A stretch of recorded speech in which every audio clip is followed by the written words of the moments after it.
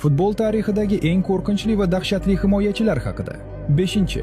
Virgil van Dijk. Liverpulning mashhur himoyachisi ideal markaziy himoyachida bo'lishi kerak barcha sifatlarni uyg'unlashtiradi.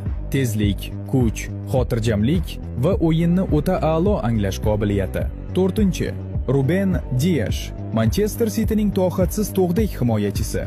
O'yin xaosga aylanganida tartibni tiklaydigan aynan u.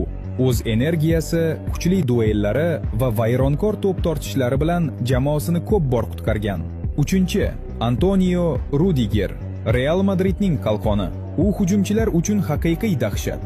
Rudiger hech kimdan qochmaydi va Real himoyasi haqida gap ketsa, hech narsadan qo'rqmaydi. 2. Sergio Ramos. Uning nomiyoq dunyoning butun hujumchilari uchun qo'rquv uyg'otadi. Real Madridning sobiq himoya ikonasi. Futbol tarixida eng ko'p qizil kartochka rekordi unga tegishli.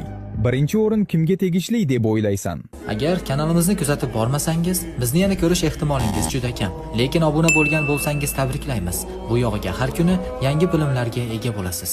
Mana kichik ishora.